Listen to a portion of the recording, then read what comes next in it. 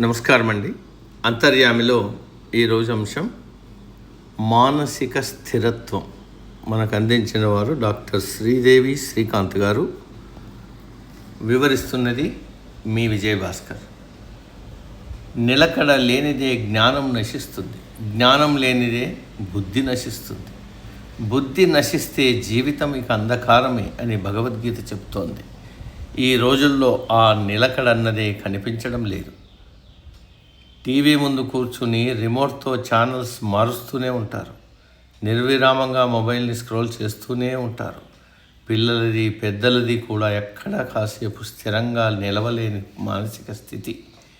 పెద్దలు స్పష్టత లేని ఆలోచనలతో స్థిరత్వం లేని నిర్ణయాలు తీసుకుని వాటిని అమలు చేయకముందే మరో దారిలోకి మళ్ళీపోతున్నారు. పిల్లలు పెద్దల్ని అనుకరిస్తున్నారు.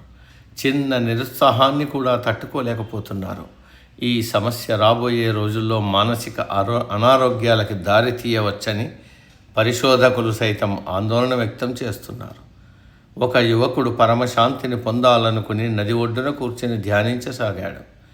నదీ ప్రవాహం ఉధృతంగా ఉంది. చేపలు ఎగిరెగిరి పడుతున్నాయి. ఆ యువకుడు నది ప్రశాంతంగా మారితే ధ్యానం మీద దృష్టి పెట్టవచ్చనుకున్నాడు. పక్కన ఉన్న వృద్ధ సన్యాసి నవ్వుతూ, నదిని మార్చలేవు కానీ నీ మనసును నిలకడగా ఉంచగలవు అన్నాడు. బాహ్య పరిస్థితులు మారేదాకా ఎదురు చూడటం కాదు, మన మనసే స్థిరంగా మారితే అంతా ప్రశాంతంగా మారుతుంది. వేదాలలో స్థిరత్వం గురించి వివరంగా చెప్పారు. శరీరం, మనసు, బుద్ధి, ఆత్మ నాలుగింటికి స్థిరత్వం అవసరం. అది ధార్మికత, జ్ఞానం, వైరాగ్యం, సాధనలకు మూల స్తంభమని ఋగ్వేదం చెబుతోంది. నిలకడైన మనస్సుతోనే ఋషులు జ్ఞానాన్ని పొందగలిగారు. ధ్యానానికి అనుకూలమైన ఆసనం స్థిరంగా సుఖంగా ఉండాలని యోగసూత్రం చెప్తుంది. ఇంద్రియాలు, మనస్సు నిలకడగా నిశ్చలంగా ఉండటమే ఉన్నత గతికి దారి. మనశ్శాంతికి, బ్రహ్మజ్ఞానానికి అదే మార్గం. శ్రీకృష్ణుడు స్థితప్రజ్ఞత గురించి చెబుతూ కోపం, మోహ, భయ, లాభ నష్టాల్లో మనిషి నిలకడగా ఉండాలి అంటాడు. చిన్నవాడైన ధ్రువుడు స్థిరచిత్తంతో విష్ణువును భక్తితో ధ్యానించాడు.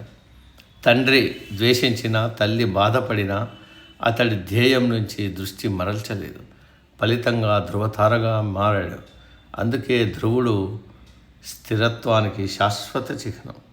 హిరణ్యకశపుడు ఎంత హింసించినా ప్రహ్లాదుడు తన భక్తిలో, నమ్మకంలో స్థిరంగా ఉండి చివరికి నరసింహుడి దర్శనానికి పొందాడు.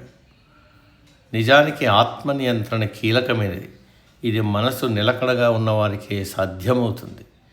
మనిషికి నిలకడ లేకపోతే ఏదీ సాధ్యం కాదు. నిలకడ ఉన్నవారి జీవితాలు విజయపథంలో సాగుతాయి. నిలకడ అనేది మానసిక ఆరోగ్యానికి మూలస్తంభం.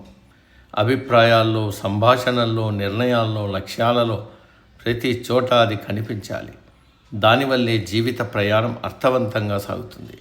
స్థిరమైన సంకల్పం, పట్టుదల, భగవద్భక్తి ఉంటే ఉన్నత స్థానం పొందగలరు. చంచలమైన మనసు సంశయాల కూపంలో చిక్కుపడుతుంది. స్థిరత్వమే జ్ఞానానికి తలుపులు తీస్తుంది. సమాప్తం. సర్వే జన సుఖినో భవంతు.